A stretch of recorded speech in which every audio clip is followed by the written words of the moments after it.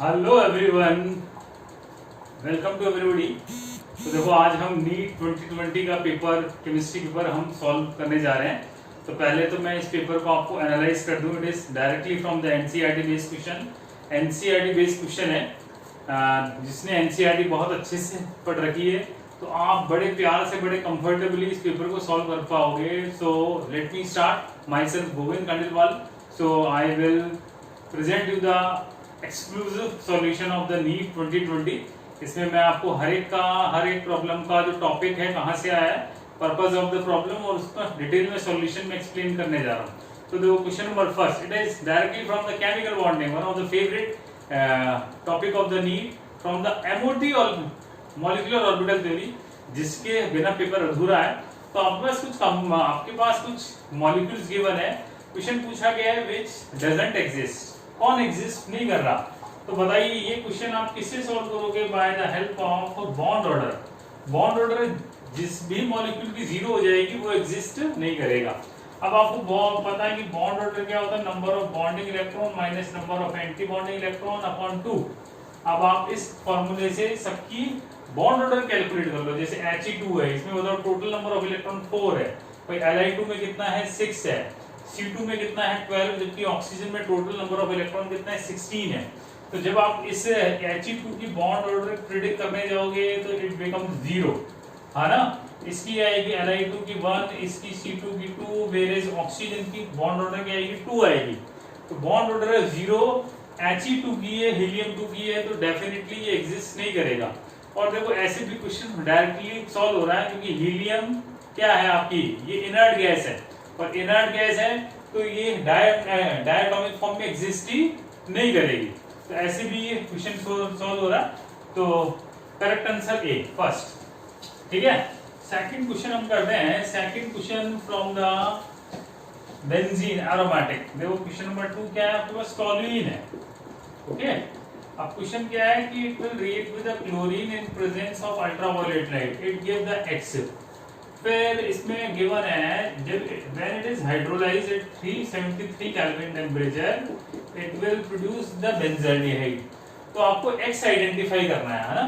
आपके पास जो यहाँ ऑप्शन है वो देखो गिवन है। Number A option chlorobenzene, number 2 option है benzyl chloride C6H5 CH2Cl, number C है बेंजोक्लोराइड, बेंजोक्लोराइड ये होगा, और नंबर डी है आपके पास बेंजो ट्राइक्लोराइड, बेंजो ट्राइक्लोराइड की स्ट्रक्चर ये है। तो देखो बड़ा आसान क्वेश्चन है। देखो टॉल्यूइन है, देखो ये कार्बन अल्फा कार्बन, इससे जुड़ा कार्बन बेंजाइलिक कार्बन, इससे जुड़ा H है बेंजाइलिक हाइड्रोजन।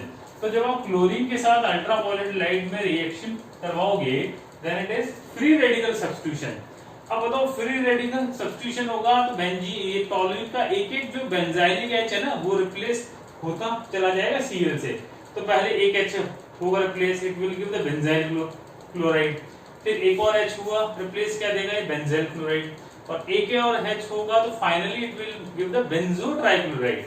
अब बताइए बेंजाइल क्लोराइड जब आप हाइड्रोलाइज करवाओगे then this reaction is SN1, classical SN1 है, and it will give the benzyl alcohol as a major product. जबकि बताओ बेंजाइल क्लोराइड का आप जब हाइड्रोलाइसिस करवाओगे तो देखो एक कार्बन से 2 अल्कोहल अटैच हो जाएंगे, जैम डाई, और इट इज अनस्टेबल, और वाटर एलिमिनेट होकर के आपको बेंजाल्डिहाइड मिल जाएगा। जबकि बताओ इसका जब हाइड्रोलाइसिस होगा तो तीनों Cl अल्कोहल से रिप्लेस होंगे, वाटर एलिमिनेट होगा, and it will give the benzoic acid. तो करेक्ट ऑप्शन इज डेफिनेटली सी। बेहद आसान सवाल। तो बेसिकली इसमें फर्स्ट स्टेप में फ्री रेडिकल सब्स्टिट्यूशन हुआ, उसके बाद हाइड्रोलाइज होकर के ये प्रोडक्ट गिवन है आपके पास। तो आपको इस पार्ट के अकॉर्डिंग एक्स को आइडेंटिफाई करना है, राइट। चलिए अब हम करते हैं क्वेश्चन नंबर 3 की तरफ। क्वेश्चन नंबर 3 है, it is from chemical bonding. आपके पास देखा है कि which of the following molecule has zero dipole moment. Dipole moment की प्रॉब्लम है ये। अब बताइए डाइपोल मोमेंट बताओ कैसे देखते हैं आप, ये एक्चुअल शेप से देखते हैं, and direction from less electronegative to more electronegative atom, and it is a vector quantity, ठीक है। अब देखो एक एक ऑप्शन हम देखते हैं, देखो एक्सप्लोर करते हैं। ऑप्शन ए है अमोनिया, है ना, मैं इसकी स्ट्रक्चर भी ड्रॉ कर रहा हूँ देखो साथ साथ, जैसे अमोनिया देखो ये होता। Okay, next option beryllium fluoride, BeF2, मैं इसकी डायरेक्टली स्ट्रक्चर ड्रॉ कर रहा हूँ, है ना। वाटर, वाटर की देखो शेप कैसी होती है, वी शेप। फिर है पैरा 1,4-डाइक्लोरोबेंजीन, ये ऑप्शन है ना। तो पहले तो आप इनकी एक्चुअल शेप देख ले, ammonia sp3 hybridise pyramidical shape, है ना। अब देखो हाइड्रोजन और नाइट्रोजन में से ज्यादा इलेक्ट्रोनेगेटिव नाइट्रोजन है, बॉन्ड के इलेक्ट्रॉन को खींचेगा, लोन पेयर की वजह से डायपोल मोमेंट की डायरेक्शन ऊपर की तरफ होगी। ये बेसिकली डायपोल मोमेंट का एक पूरा मैंने वीडियो बनाया हुआ है, तो उसी में से क्वेश्चन है ये, है ना, डायरेक्टली। तो इसका जो नेट डायपोल मोमेंट की जो डायरेक्शन होगी वो ऊपर की तरफ होगी, तो इसका डायपोल मोमेंट क्या आएगा, नॉन जीरो, है ना। फिर बेरिलियम फ्लोराइड, इसमें देखो हाईली इलेक्ट्रो नेगेटिव एटम कौन है, फ्लोरीन है, कि बॉन्ड के इलेक्ट्रॉन को खींच रहा है। तो देखो इसका जो हाइब्रिडाइजेशन है sp, ये एक दूसरे को कैंसिल आउट कर दिया, दैट्स व्हाई डायपोल मोमेंट आ गया जीरो। वाटर में sp3 हाइब्रिडाइज है और ये है वी शेप का। अब देखो ऑक्सीजन हाईली इलेक्ट्रोनेगेटिव है, तो less electronegative to higher electronegative, और लोन पेयर की वजह से डायपोल मोमेंट ऊपर की तरफ होगी, दैट्स व्हाई इसका डायपोल मोमेंट भी हो गया non zero. Para dichlorobenzene, it is planar, और कार्बन Cl में से हाईली इलेक्ट्रोनेगेटिव Cl है, वो बॉन्ड के इलेक्ट्रॉन को खींच रहा है, ये दोनों एक दूसरे के अपोजिट है, तो डेफिनेटली डायपोल मोमेंट जीरो। तो देखो यहाँ दो का नॉन जीरो, एक का जीरो, जबकि आपको वो ऑप्शन आइडेंटिफाई करना है जहां सबका डायपोल मोमेंट जीरो है, तो it is not correct option, है ना। तो देखो मैं डिटेल में एक्सप्लेन कर रहा हूँ हर एक क्वेश्चन को। तो ये जो मैंने एक वीडियो डायपोल मोमेंट का बनाया था, उसी के ऊपर बेस्ड है क्वेश्चन, है ना। अब आइए ऑप्शन नंबर बी पे आइए। बी में ऑप्शन में देखा है, देखो बोरोन ट्राइफ्लोराइड, देखो बोरोन ट्राइफ्लोराइड ऐसा होता है, यहाँ बोरोन होता है sp2 hybridise, it is planar, है ना, तो शेप क्या होगा, triangular planar. Second option HF, next है CO2, और नेक्स्ट है 1,3-डाइक्लोरोबेंजीन मींस मेटा डाइक्लोरोबेंजीन। अब देखो इसमें देखते हैं, it is triangular planar in shape. तो देखो यहाँ पे बॉन्ड एंगल कितना है, 120 120 120, है ना, तो डायरेक्शन क्या होगी, बोरोन टू F। अब इन दोनों का जो नेट वेक्टर होगा कहाँ की तरफ होगा, नीचे की तरफ, ये दोनों ने एक दूसरे को कैंसिल आउट कर दिया, डायपोल मोमेंट आ गई जीरो, ठीक है। HF हाईली इलेक्ट्रोनेगेटिव F है, बॉन्ड के इलेक्ट्रॉन को ये खींच रहा है, तो इसका भी क्या होगा, डेफिनेटली नॉन जीरो, डायरेक्शन कुछ ना कुछ तो आएगी। CO2 देखिए आप, ये कार्बन sp, बॉन्ड एंगल कितना है, 180 डिग्री, शेप क्या है, लीनियर, तो डायपोल मोमेंट की डायरेक्शन कार्बन टू ऑक्सीजन, तो इसका भी क्या आ जाएगा, जीरो। फिर आइए मेटा डाइक्लोरोबेंजीन, यहाँ Cl बॉन्ड के इलेक्ट्रॉन को क्या कर रहा है, खींच रहा है, इन दोनों का जो नेट है वो कहाँ की तरफ लगेगा, मिडिल में, तो मिडिल में लगेगा, तो इसका भी नेट डायपोल मोमेंट क्या आ जाएगा, नॉन जीरो, ठीक है। मतलब ये ऑप्शन भी आपका करेक्ट नहीं है, क्योंकि सबका जीरो डायपोल मोमेंट नहीं आ रहा है ना। फिर आइए आप ऑप्शन नंबर सी की तरफ आते हैं। सी में देखा है, देखो NF3, देखो NF3 होता है ऐसा। ऑप्शन नंबर 2 है BeF2, फिर है हमारे पास H2O, और इसकी शेप ऐसी है, और फिर है मेटा डाइक्लोरोबेंजीन, ये है। अब देखो NF3 है, ये लोन पेयर है। अब नाइट्रोजन टू F, यहाँ डायरेक्शन इस तरह की होगी, लोन पेयर की वजह से ऊपर की तरफ होगी। अब ये बताओ नेट कहाँ की तरफ लगेगा, नीचे की तरफ, तो डेफिनेटली इसका भी नॉन जीरो आएगा। इसका हमने कर ही लिया, इसका आ रहा है जीरो, इसका आ रहा है नॉन जीरो, इसका भी आ रहा है नॉन जीरो, ठीक है ना। तो ये ऑप्शन भी आपका एलिमिनेट हो गया, आपको जीरो देखना है ना। अब फाइनल ऑप्शन बच गया, ठीक है, तो वो हम यहाँ देख लेते हैं, ऑप्शन नंबर डी। यहाँ ऑप्शन नंबर डी है BeF3, देखो BeF3 अभी अभी हमने किया है, जीरो है। बेरिलियम फ्लोराइड, इसका भी जीरो है। CO2, इसका भी जीरो है, और एक है पैरा डाइक्लोरोबेंजीन। तो करेक्ट ऑप्शन बताओ, ये डी, ठीक है ना। अभी भी हमने सॉल्व किया। तो पहले तो देखो ऐसे क्वेश्चन में क्या करना, पहले तो आप उसकी एक्चुअल शेप प्रिडिक्ट कर लें कि यार वो नेचर में किस फॉर्म में एग्जिस्ट कर रहा है। नंबर 2, डायरेक्शन चेक कर लें आप। कि because it is a vector quantity, less electronegative to higher electronegative atom है, और ओवरऑल डायपोल मोमेंट कहां की तरफ एप्लीकेबल हो रहा है वो चेक कर लें आप, इससे ये प्रॉब्लम सॉल्व हो जाएगी आपकी, है ना। तो ये इस तरह से क्वेश्चन सॉल्व होगा, क्वेश्चन नंबर 3। फिर आइए क्वेश्चन नंबर 4। क्वेश्चन नंबर देखिए 4 क्या है आपका।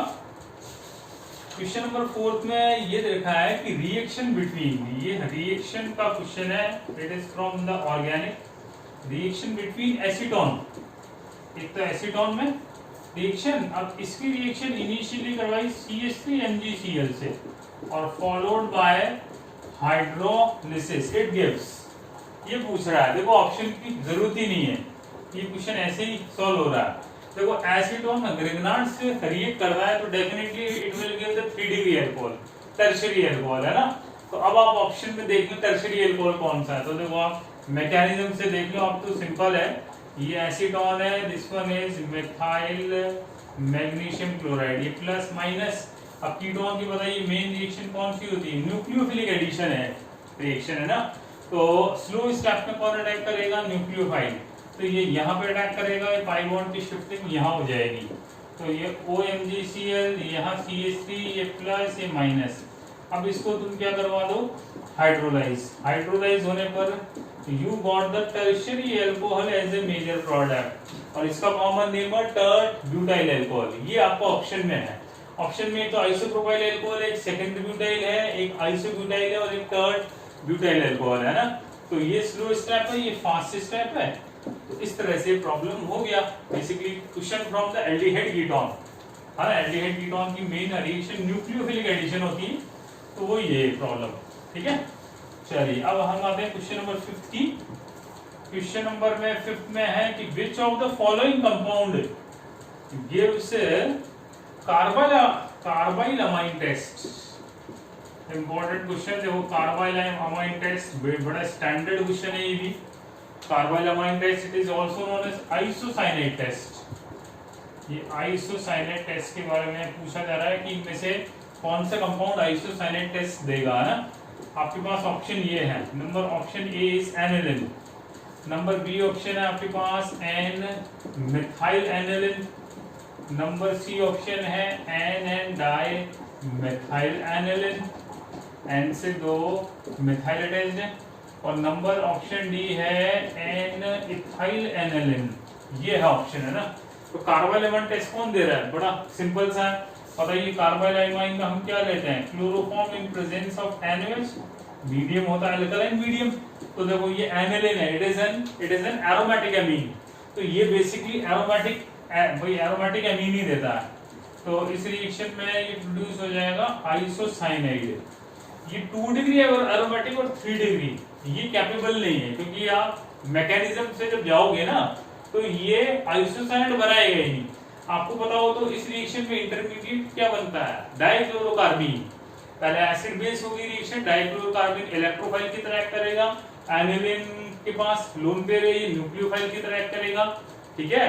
तो इस रिएक्शन में आइसोसाइनाइड प्रोड्यूस हो गया, तो correct option is A, only एरिन, भाई ओनली एनिलिन ही ये टेस्ट देता है ना, प्राइमरी, है ना। तो इस तरह से ये क्वेश्चन सॉल्व हो जाएगा। तो बेसिकली ये क्वेश्चन एरोमेटिक से है, एरोमेटिक केमिस्ट्री से है। अब आइए क्वेश्चन नंबर नेक्स्ट की तरफ हम आते हैं। क्वेश्चन नंबर 6 दे रखा है कि रिएक्शन बिटवीन बेंजल्डिहाइड, बेंजल्डिहाइड क्या होता है PHCHO एंड एसिटोफिनोन, एसिटोफिनोन क्या होता है PHCOCH3 in presence of dilute NaOH। Dilute NaOH की प्रेजेंस में इनकी रिएक्शन जो है वो कौन सी होगी, है ना। अब ये भी बड़ा आसान क्वेश्चन है, देखो इसमें ऑप्शन दे रखे हैं, ऑप्शन की है ही नहीं है, जरूरत ही नहीं है। देखो आप डाइल्यूट NaOH, इसमें अल्फा H एब्सेंट है, इसमें अल्फा हाइड्रोजन प्रेजेंट है, तो अल्फा हाइड्रोजन प्रेजेंट है तो 2 कार्बोनिल कंपोनेंट है, एक में अल्फा H है एक में नहीं है, लेकिन डाइल्यूट NaOH है तो डेफिनेटली इट इज एल्डोल, और एल्डोल में कौन सी होगी, cross aldol condensation, it is an example of the cross aldol condensation. और इस रिएक्शन में बताओ कार्बन आयन कौन प्रोड्यूस करेगा इंटरमीडिएट, जिसमें अल्फा हाइड्रोजन है, तो देखो ये अल्फा हाइड्रोजन है, तो ये बेसिक मीडियम है, अल्कलाइन मीडियम है, तो OH माइनस इसके H+ को ले जाएगा, it will produce the intermediate carbon, और ये फिर बेंजल्डिहाइड के कार्बन पे अटैक कर देगा ये, और अटैक करके ये क्या प्रोड्यूस कर देगा, बीटा हाइड्रोक्सी कीटोन या बीटा हाइड्रोक्सी एल्डिहाइड, है ना। तो बेसिकली क्रॉस एल्डोल है, ऑप्शन है aldol, Cannizzaro, cross Cannizzaro, cross aldol. तो correct option definitely cross aldol आ जाएगा, है ना। ऑप्शन की जरूरत ही नहीं है, ऐसे ही क्वेश्चन सॉल्व हो रहा है direct. Got it my point? बिल्कुल डायरेक्टली एनसीईआरटी बेस्ड क्वेश्चन है, आपको जरूरत ही नहीं ऑप्शन की, है ना। फिर आइए नेक्स्ट ऑप्शन, नेक्स्ट क्वेश्चन जो है वो देखा है कि टर्ट ब्यूटाइल कार्बोकेटायन। देखो टर्ट ब्यूटाइल कार्बोकेटायन की स्ट्रक्चर क्या होती है, tertiary butyl carbocation, tertiary butyl carbocation is more stable than secondary butyl carbocation, है ना। लॉजिक आपसे यहाँ पूछा गया है, तो देखो इसको सॉल्व करें हम। टर्ड ब्यूटाइल कार्बोकेटायन की स्ट्रक्चर ये होती है, देखो सेकेंडरी ब्यूटाइल कार्बोकेटायन की स्ट्रक्चर ये होती है। अब इसमें देखा -I of methyl plus R of methyl minus R of methyl और हाइपर कॉन्जुगेशन, ये भी देखो आप सिंपल सा है। देखो इसमें अल्फा हाइड्रोजन देखिए, इसमें कितने हैं 9, इसमें अल्फा हाइड्रोजन कितने हैं ओनली 5। अच्छा इसमें CH3 का +I इफेक्ट है, +I से बताओ पॉजिटिव चार्ज कम होगा, रिड्यूस होगा, स्टेबिलिटी एनहांस होगी। ऐसे इथाइल का +I मिथाइल के +I से है ज्यादा, तो बताओ ये हाइपर कॉन्जुगेशन से भी स्टेबल हो रहा है, ये हाइपर कॉन्जुगेशन भी एप्लीकेबल है, प्लस यहाँ +I इफेक्ट भी एप्लीकेबल है। +I और हाइपर कॉन्जुगेशन इफेक्ट उन दोनों से ही ये कार्बोकेटायन स्टेबलाइज हो रहा है, ठीक है। तो ऑप्शन ही एक है इसमें, हाइपर कॉन्जुगेशन, है ना। तो correct option is hyper conjugation, right. फिर आइए नेक्स्ट क्वेश्चन, नेक्स्ट क्वेश्चन है कि देखो एलिमिनेशन, ये एलिमिनेशन रिएक्शन का क्वेश्चन है कि elimination reaction of 2 bromopentane, elimination reaction of 2 bromopentane to form pent2ene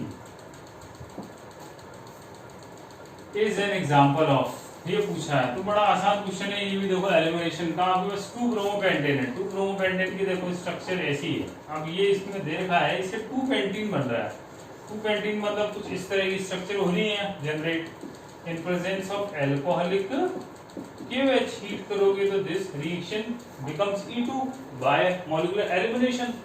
अब इसमें देखा बीटा एलिमिनेशन, और ये देखा है फॉलो ज़ेडज़ेफ रूल, डीहाइड्रोहैलोजिनेशन और डिहाइड्रेशन।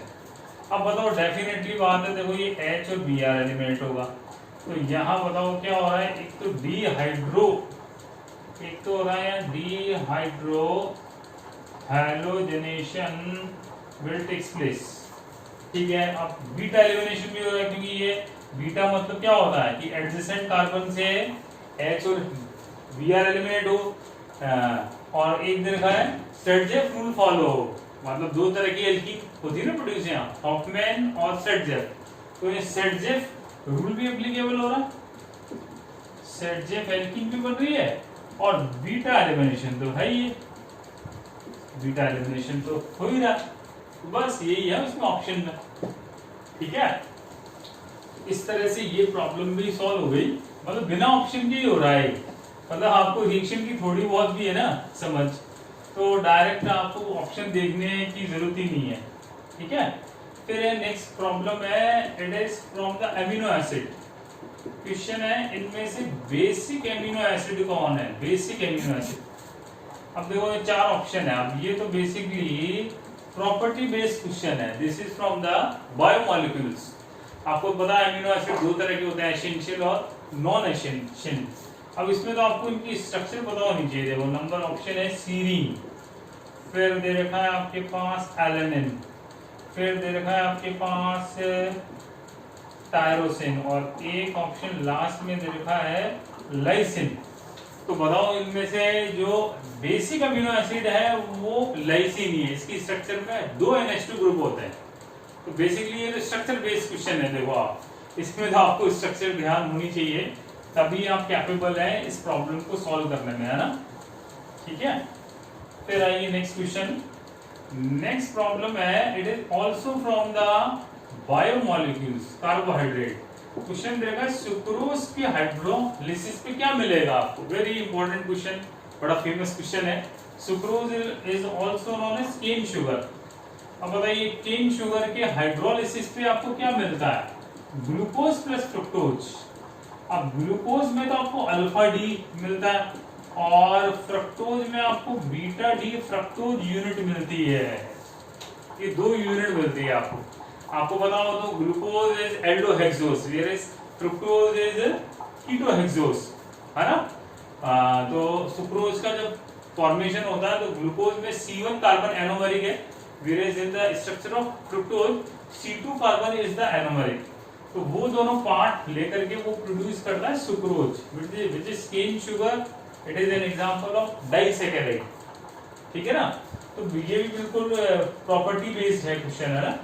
ठीक है, फिर आते हैं हम नेक्स्ट प्रॉब्लम की तरफ। It is from mole concept. ये पूछा है कि maximum number of atoms are present in, इनमें से मैक्सिमम नंबर ऑफ एटम्स कहां पे है। देखो number option A 1 gram silver दे रखा है सॉलिड फॉर्म में और इसका एटॉमिक मास आपके पास गिवन है। मास प्रॉब्लम में यहां गिवन है, मास है 108। ठीक है, तो ये भी देखो बड़ा सिंपल सा क्वेश्चन है, मूल कॉन्सेप्ट है।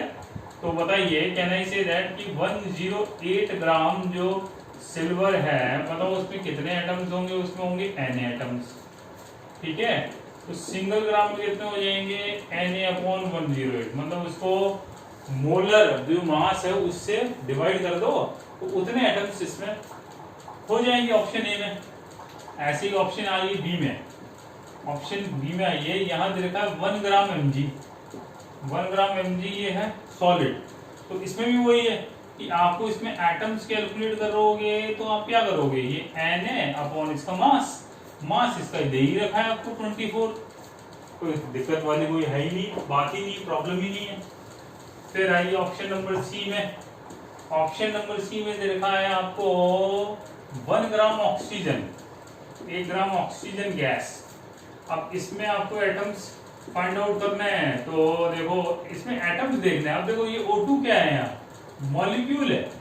ठीक है, तो देखो आप जैसे O2 का जो मास है वो कितना है, एक ऑक्सीजन का कितना होता है 16, 2 का कितना होगा 32 ग्राम। तो 32 ग्राम ऑक्सीजन मॉलिक्यूल में कितने एटम्स हैं, आप इसमें Na मॉलिक्यूल्स हैं यहाँ। ठीक है ना, और Na मॉलिक्यूल्स है और एटम कितने हो गए, इसमें हो गए 2 Na एटम्स हो गए, डबल हो गए। ठीक है ना, तो ये हुआ इसमें। तो और 32 ग्राम यहाँ ऑक्सीजन मॉलिक्यूल है, तो इससे आप इसमें एटम्स कैलकुलेट कर सकते हो, है ना। ऐसी ऑप्शन डी है। ऑप्शन डी में हमारे पास क्या गिवन है, 1 ग्राम लिथियम। तो 1 ग्राम लिथियम में आप एटम्स कैलकुलेट करने जाओगे तो इसमें भी वही है कि इसका जो भाई इसमें भी इसका एटॉमिक मास Na अपॉन क्या कर दो, इसका एटॉमिक मास इसका कितना है 7। तो बस ये कैलकुलेट कर लो आप, जो इसकी वैल्यू हाईएस्ट आएगी वही करेक्ट आंसर है ना। तो मूल कॉन्सेप्ट के ऊपर बेस्ड है ये प्रॉब्लम मिल रही है ना। फिर अगला क्वेश्चन देखो, ये भी क्वेश्चन आसान है। ल्यूटेशियम एलिमेंट है, इसका 71 एटॉमिक नंबर, 175 इसका एटॉमिक मास। इसमें पूछा number of proton, number of neutron, number of electron is equal to कितने हैं। तो नंबर ऑफ प्रोटॉन तो बताओ एटॉमिक नंबर के इक्विवेलेंट हो जाएगा 71। नंबर ऑफ इलेक्ट्रॉन भी इसी के इक्वल हो जाएगा। न्यूट्रॉन क्या होगा, मास माइनस एटॉमिक नंबर। तो 175 में से आप 71 को कर दो लेस, कितना आ रहा है 401, इतना आ गया number of neutrons. Simple question है, आसान है। ठीक है, नेक्स्ट क्वेश्चन है problem change in oxidation number. Change in oxidation number of carbon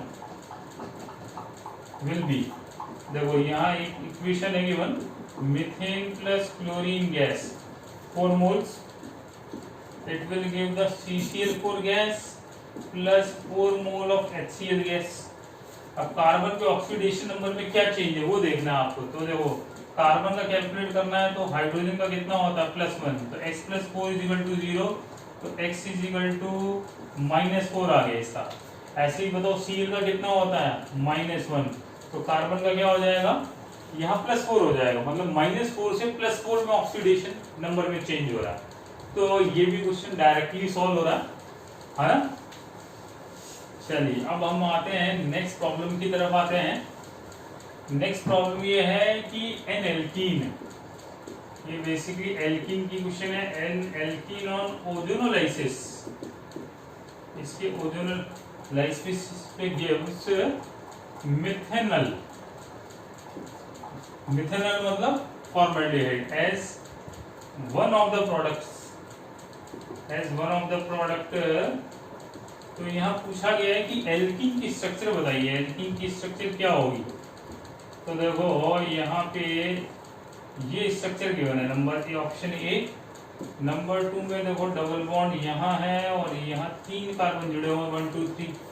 फिर ऑप्शन सी में आइए, यहाँ साइक्लोहेक्सेन है, यहाँ पे डबल बॉन्ड इधर की तरफ अटैच है। और number D option finally double bond यहाँ है और यहाँ 3 कार्बन की स्केलेटन जुड़ी हुई है। अब मिथेनॉल फॉर्मल्डिहाइड कहाँ पे बनेगा वो देखना है। तो देखो आप ओजोनोलाइसिस की ट्रिक क्या होती है, डबल बॉन्ड को ब्रेक करके दोनों तरफ आपको ऑक्सीजन जोड़ना पड़ता है। तो बताओ यहाँ इस यूनिट का एल्डिहाइड बन जाएगा, इस यूनिट का भी एल्डिहाइड बन जाएगा, इसका बनेगा एसिटाल्डिहाइड। अब आइए ऐसे यहाँ पे, यहाँ बॉन्ड ब्रेक किया, यहाँ दोनों पॉइंट पे एल्डिहाइड बन जाएगा। ये बॉन्ड ब्रेक करेंगे, इस यूनिट का क्या बन जाएगा फॉर्मल्डिहाइड और इसका एल्डिहाइड, इसमें भी एल्डिहाइड एल्डिहाइड। तो फॉर्मल्डिहाइड मिथेनॉल और ओनली ऑप्शन सी में ही बनेगा है और कहीं बनेगा ही नहीं। तो it is directly from the trick, ये ट्रिक बेस्ड क्वेश्चन है। आपको बस ट्रिक आपको पता होनी चाहिए कि वो ट्रिक आपको अप्लाई करनी है, तो सीधे क्वेश्चन सॉल्व हो रहा है, डायरेक्टली क्वेश्चन यहाँ से सॉल्व हो रहा है। ठीक है, फिर आइए नेक्स्ट, ये क्वेश्चन है आपको वुड्स रिएक्शन का। क्वेश्चन क्या गिवन है, विच of the following, which of the following alkane cannot be made in good yield by Woods reaction। मतलब वुड्स रिएक्शन से कौन सा एल्केन गुड यील्ड में नहीं बनेगा। आपके पास देखो ऑप्शन दे देगा, ऑप्शन ए दे रखा है normal hexane 2 2 4 5 6 normal hexane. Option B है 2 3 dimethyl butane. Number C option है 1 2 3 4 5 6 7, ये देखा एन हेप्टेन। और नंबर डी ऑप्शन है नॉर्मल ब्यूटेन। तो बताइए Wurtz reaction even number of alkene बनाने का अच्छा मेथड है, ऑड नंबर ऑफ एल्केन बनाने का it is not a good method. क्योंकि मान लो आपको प्रोपेन सिंथेसाइज करना है तो आपको लेना पड़ेगा chloromethane and chloroethane in presence of sodium and dry ether. लेकिन उस रिएक्शन में प्रॉब्लम क्या है, उसमें बाय प्रोडक्ट काफी ज्यादा बनता है, तो बाय प्रोडक्ट ज्यादा बनने से it is not a good method. तो ये आपका इवन नंबर ऑफ एल्केन बनाने का अच्छा मेथड है, ऑड का नहीं है। ठीक है, तो that's the correct option is सी।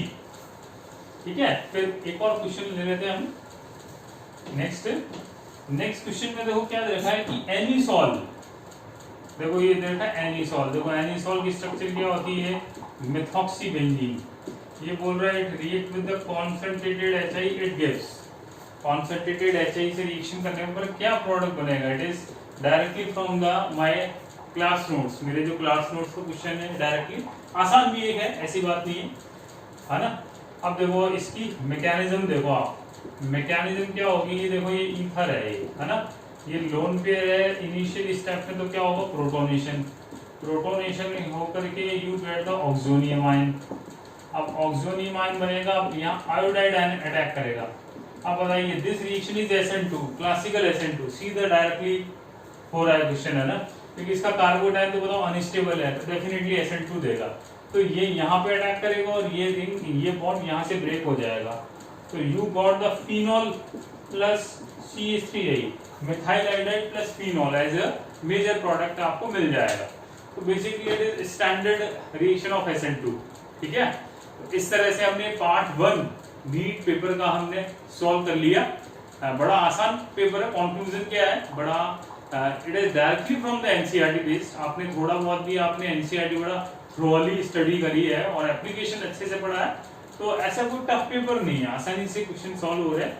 मतलब इवन देखो मैंने खुद ने जब सॉल्व किए तो मेरे को ऑप्शन की जरूरत पड़ी ही नहीं। जैसे आपने अच्छे से स्टडी करा है ना, तो आपको ऑप्शन की जरूरत ही नहीं है।